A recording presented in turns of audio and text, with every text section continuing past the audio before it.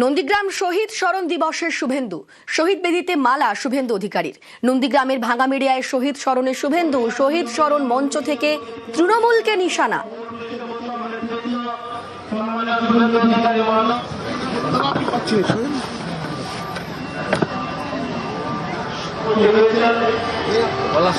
শহীদ বেদিতে মালা দেন শুভেন্দু অধিকারী, আর শহীদ স্মরণ মঞ্চ থেকে তৃণমূলকে নিশানা শুভেন্দু।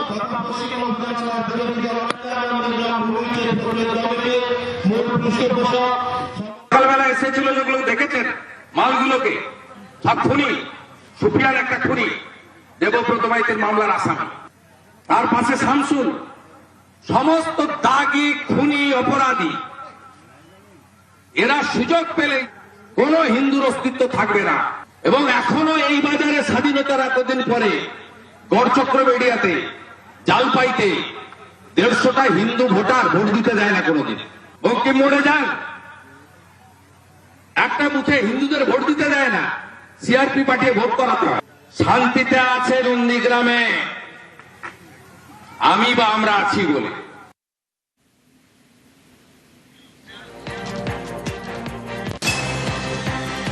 নন্দীগ্রাম শহীদ স্মরণ দিবসে শুভেন্দু, শহীদ বেদিতে মালা দেন শুভেন্দু অধিকারী। নন্দীগ্রামের ভাঙাবেড়ায় শহীদ স্মরণের শুভেন্দু, এবং সেখানে তার রীতিমতো তৃণমূলকে নিশানা করেছেন তিনি। এই মুহূর্তে আমাদের সঙ্গে রয়েছেন তৃণমূল নেতা শেখ সুফিয়ান। আপনাকে নিউজ 18 বাংলায় স্বাগত। শুভেন্দু অধিকারী তিনি বলছেন যারা সকালে এসেছিলেন তারা প্রত্যেকে খুনি, ইনফ্যাক্ট তিনি আপনার নামও উল্লেখ করেছেন, কি বলবেন? আমি বলি, শুভেন্দু অধিকারী নিজের নামটাকে ঢাকানোর জন্য আমাদের নামে কলঙ্ক দিচ্ছে। দেবব্রত মাইতি ভালো মানুষকে পিজিতে নিয়ে গিয়ে ও নিজেই খুন করেছে, এবং নন্দীগ্রামের মানুষের খুনের মূল মাস্টার মাইন্ড উনি। যারা খুন করেছিল তাদেরকে নিয়ে আজকে শহীদ বেদিতেও মালা দিচ্ছেন। যারা শহীদ করলো তাদেরকে দিয়ে শহীদ বেদিতে মালা দিচ্ছেন। স্বাভাবিকভাবে ও হচ্ছেন স্পেশাল খুনি, অপরকে খুনি বলে মানে নিশানা করছে। এবং নন্দীগ্রামে 2018 সালে ভোট করতে দেয়নি শুভেন্দু অধিকারী। তৃণমূল কংগ্রেসের থেকে মানুষের গণতান্ত্রিক অধিকারকে কেড়ে নিয়েছিল শুভেন্দু অধিকারী। ও অন্য লোককে বলছে যে আমরা নাকি ভোট করতে দেব না। ওর নিজের কলঙ্ককে ঢাকানোর জন্য নিজে একটা খুনি, চোর, ডাকাত, স্বাভাবিকভাবে আমাদের বোঝা চাপানোর জন্য এই কথাগুলো বলছে। বেশ, ধন্যবাদ আপনাকে।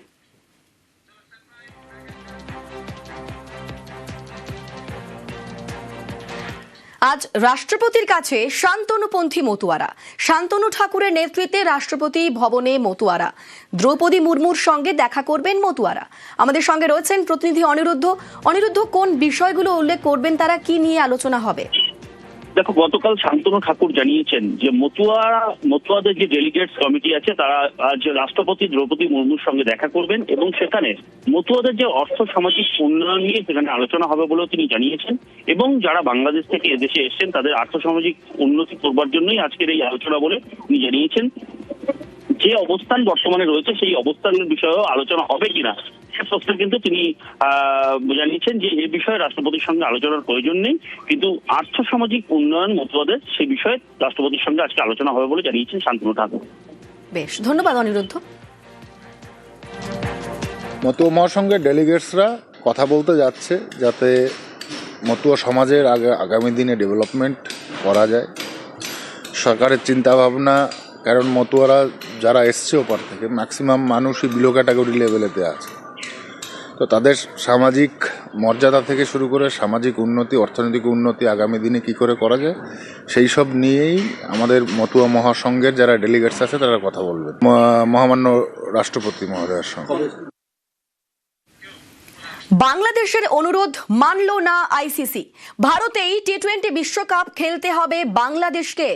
বাংলাদেশ ক্রিকেট বোর্ডকে জানিয়েছে আইসিসি। আমাদের সঙ্গে রয়েছেন প্রতিনিধি ইরন। ইরন, ঠিক কি নির্দেশ দিয়েছে আইসিসি, কি সিদ্ধান্ত নেওয়া হয়েছে, এবং একটু প্রেক্ষাপটটা জানতে চাইবো।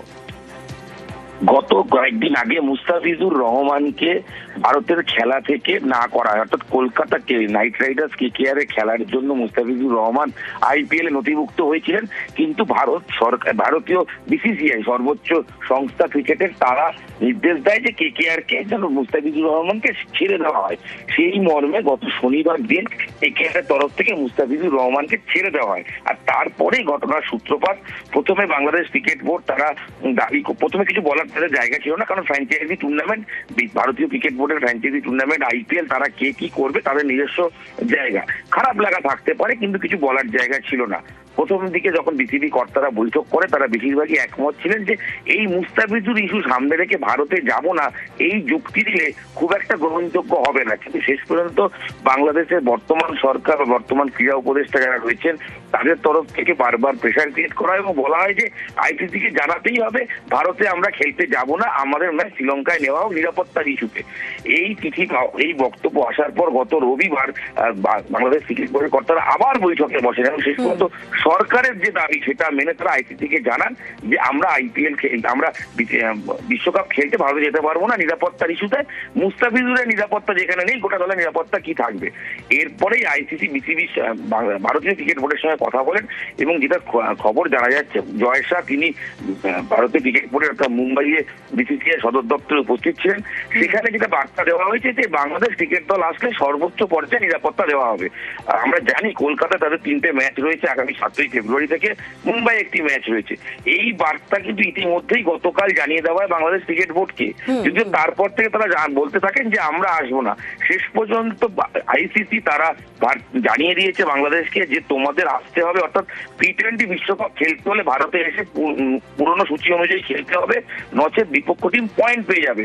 এবং যুক্তি হিসেবে বলা হয়েছে যে এই লজিস্টিক্যাল কারণে এই মুহূর্তে বাংলাদেশ খেলতে চাইছে না বললেই তাকে সরিয়ে দেওয়া যায় না। তাদের সঙ্গে যে টিমগুলোর খেলা রয়েছে তাদেরকে নিয়ে আসা, নিয়ে যাওয়া, সঙ্গে হোটেল, থাকা, টিভি সম্প্রচার, একাধিক বিষয় রয়েছে। তাই সব যুক্তি দিক থেকে দাঁড়িয়ে বাংলাদেশের যুক্তির কোনো যৌক্তিকতাই খুঁজে পায়নি ICC। তাই ICC জানিয়ে দিয়েছে T20 বিশ্বকাপ খেলতে হলে ভারতেই আসতে হবে এবং ভারতে এসে খেলতে হবে। শুধু ইতিমধ্যে জানিয়ে রাখবো, ইতিমধ্যেই কিন্তু টিকিট বিক্রির যে প্রসেস সেটা কিন্তু অনগোয়িং প্রসেস রয়েছে।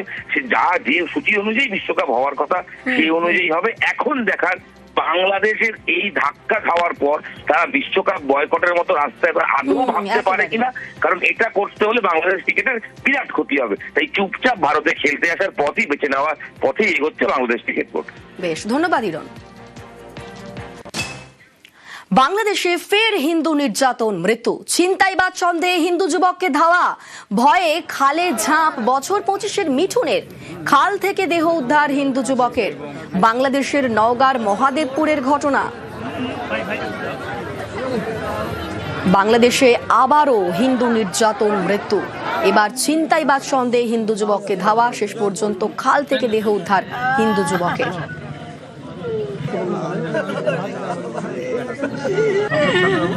নন্দীগ্রাম শহীদ স্মরণ দিবসের শুভেন্দু, শহীদ বেদিতে মালা শুভেন্দু অধিকারীর। নন্দীগ্রামের ভাঙামিডিয়ায় শহীদ স্মরণে শুভেন্দু, শহীদ স্মরণ মঞ্চ থেকে তৃণমূলকে নিশানা।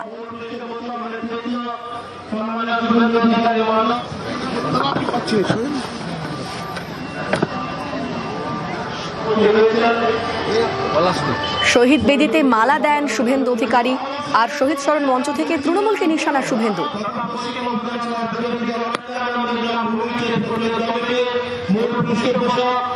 সকালবেলা এসেছিল, যেগুলো দেখেছেন মালগুলোকে, সব খুনি, সুফিয়ার একটা খুনি, দেবব্রত মাইতির মামলার আসামি, তার পাশে শামসুল, সমস্ত দাগী খুনি অপরাধী। এরা সুযোগ পেলে কোন হিন্দুর অস্তিত্ব থাকবে না।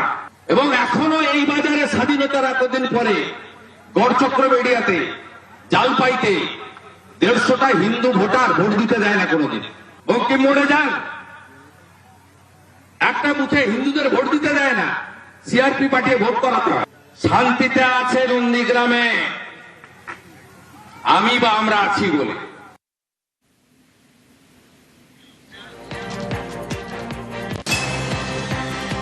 নন্দীগ্রাম শহীদ স্মরণ দিবসে শুভেন্দু, শহীদ বেদিতে মালা দেন শুভেন্দু অধিকারী।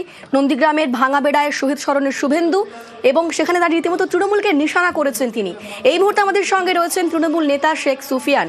আপনাকে নিউজ 18 বাংলায় স্বাগত।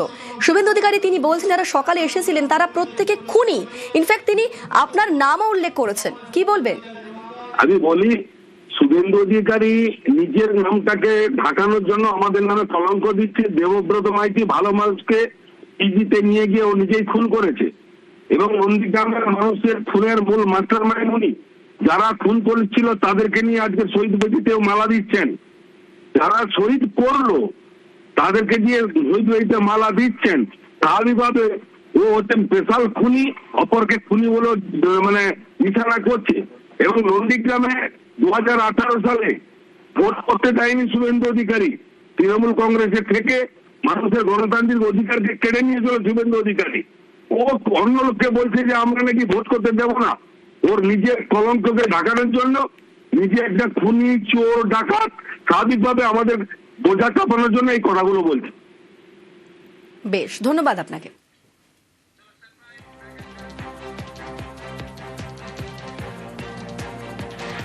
আজ রাষ্ট্রপতির কাছে শান্তনুপন্থী মতুয়ারা।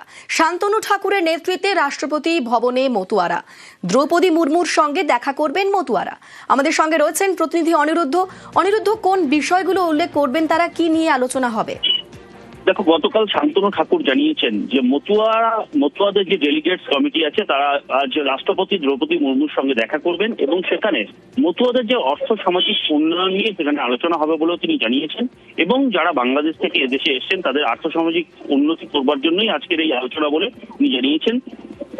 যে অবস্থান বর্তমানে রয়েছে সেই অবস্থানের বিষয়েও আলোচনা হবে কিনা সে প্রশ্ন কিন্তু তিনি জানিয়েছেন যে এই বিষয়ে রাষ্ট্রপতির সঙ্গে আলোচনার প্রয়োজন নেই, কিন্তু আর্থসামাজিক উন্নয়ন মতুয়াদের সেই বিষয়ে রাষ্ট্রপতির সঙ্গে আজকে আলোচনা হবে বলে জানিয়েছেন শান্তনু ঠাকুর।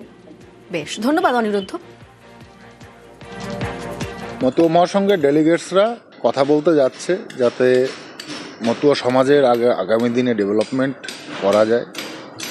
সরকারের চিন্তাভাবনা, কারণ মতুয়ারা যারা এসছে ওপার থেকে ম্যাক্সিমাম মানুষই বিলো ক্যাটাগরি লেভেলেতে আছে, তো তাদের সামাজিক মর্যাদা থেকে শুরু করে সামাজিক উন্নতি, অর্থনৈতিক উন্নতি আগামী দিনে কি করে করা যায় সেই সব নিয়েই আমাদের মতুয়া মহাসংঘের যারা ডেলিগেটস আছে তারা কথা বলবেন মহামান্য রাষ্ট্রপতি মহোদয়ের সঙ্গে। বাংলাদেশের অনুরোধ মানল না আইসিসি। ভারতেই টি20 বিশ্বকাপ খেলতে হবে বাংলাদেশকে। বাংলাদেশ ক্রিকেট বোর্ডকে জানিয়েছে আইসিসি। আমাদের সঙ্গে রয়েছেন প্রতিনিধি ইরন, ঠিক কি নির্দেশ দিয়েছে আইসিসি, কি সিদ্ধান্ত নেওয়া হয়েছে এবং একটু প্রেক্ষাপটটা জানতে চাইবো। গত কয়েকদিন আগে মুস্তাফিজুর রহমানকে ভারতের খেলা থেকে না করা হয়, অর্থাৎ কলকাতা নাইট রাইডার্স কেকেআর খেলার জন্য মুস্তাফিজুর রহমান আইপিএল নথিভুক্ত হয়েছিলেন। কিন্তু ভারতীয় বিসিসিআই সর্বোচ্চ সংস্থা ক্রিকেটের তারা নির্দেশ দেয় যে কেকেআর কে যেন মুস্তাফিজুর রহমানকে ছেড়ে দেওয়া হয়। সেই মর্মে গত শনিবার দিন কেকেআর এর তরফ থেকে মুস্তাফিজুর রহমানকে ছেড়ে দেওয়া হয়। আর তারপরেই ঘটনার সূত্রপাত। প্রথমে বাংলাদেশ ক্রিকেট বোর্ড তারা দাবি, প্রথমে কিছু বলার তাদের জায়গা ছিল না, কারণ ফ্র্যাঞ্চাইজি টুর্নামেন্ট, ভারতীয় ক্রিকেট বোর্ডের ফ্র্যাঞ্চাইজি টুর্নামেন্ট আইপিএল, তারা কে কি করবে তাদের নিজস্ব জায়গা, খারাপ লাগা থাকতে পারে কিন্তু কিছু বলার জায়গা ছিল না। প্রথম দিকে যখন বিসিবি কর্তারা বৈঠক করে তারা বেশিরভাগই একমত ছিলেন যে এই মুস্তাফিজুর ইস্যু সামনে রেখে ভারতে যাব না এই যুক্তি দিলে খুব একটা গ্রহণযোগ্য হবে না। কিন্তু শেষ পর্যন্ত বাংলাদেশের বর্তমান সরকার বা বর্তমান ক্রীড়া উপদেষ্টা যারা রয়েছেন তাদের তরফ থেকে বারবার প্রেশার ক্রিয়েট করা এবং বলা হয় যে আইসিসিকে জানাতেই হবে ভারতে আমরা খেলতে যাব না, আমাদের ম্যাচ শ্রীলঙ্কায় নেওয়া হোক নিরাপত্তার ইস্যুতে। এই চিঠি, এই বক্তব্য আসার পর গত রবিবার বাংলাদেশ ক্রিকেট বোর্ডের কর্তারা আবার বৈঠকে বসেন এবং শেষ পর্যন্ত সরকারের যে দাবি সেটা মেনে তারা আইসিসিকে জানান যে আমরা আমরা বিশ্বকাপ খেলতে ভারতে যেতে পারবো না নিরাপত্তার ইস্যুতে। মুস্তাফিজুরের নিরাপত্তা যেখানে নেই গোটা দলের নিরাপত্তা কি থাকবে। এরপরেই আইসিসি বিসিবি ভারতীয় ক্রিকেট বোর্ডের সঙ্গে কথা বলেন। এবং যেটা খবর জানা যাচ্ছে, জয় শাহ তিনি ভারতীয় ক্রিকেট বোর্ডের একটা মুম্বাইয়ে বিসিসিআই সদর দপ্তরে উপস্থিত ছিলেন। সেখানে যেটা বার্তা দেওয়া হয়েছে যে বাংলাদেশ ক্রিকেট দল আসলে সর্বোচ্চ পর্যায়ে নিরাপত্তা দেওয়া হবে। আর আমরা জানি কলকাতায় তাদের 3টে ম্যাচ রয়েছে, আগামী 7ই ফেব্রুয়ারি থেকে মুম্বাই একটি ম্যাচ রয়েছে। এই বার্তা কিন্তু ইতিমধ্যেই গতকাল জানিয়ে দেওয়া হয় বাংলাদেশ ক্রিকেট বোর্ডকে, যদিও তারপর থেকে তারা বলতে থাকেন যে আমরা আসবো না।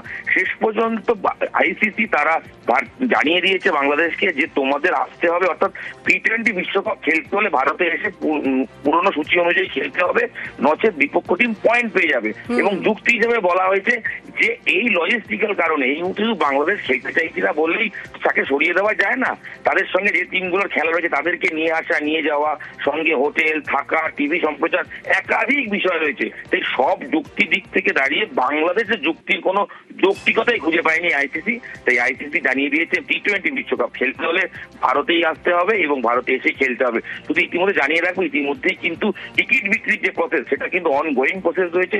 সে যে সূচি অনুযায়ী বিশ্বকাপ হওয়ার কথা সেই অনুযায়ী হবে। এখন দেখার বাংলাদেশের এই ধাক্কা খাওয়ার পর তারা বিশ্বকাপ বয়কটের মতো রাস্তায় আদৌ ভাবতে পারে কিনা, কারণ এটা করতে হলে বাংলাদেশ ক্রিকেটের বিরাট ক্ষতি হবে। তাই চুপচাপ ভারতে খেলতে আসার পথই বেছে নেওয়ার পথেই এগোচ্ছে বাংলাদেশ ক্রিকেট বোর্ড। বেশ, ধন্যবাদ হিরণ।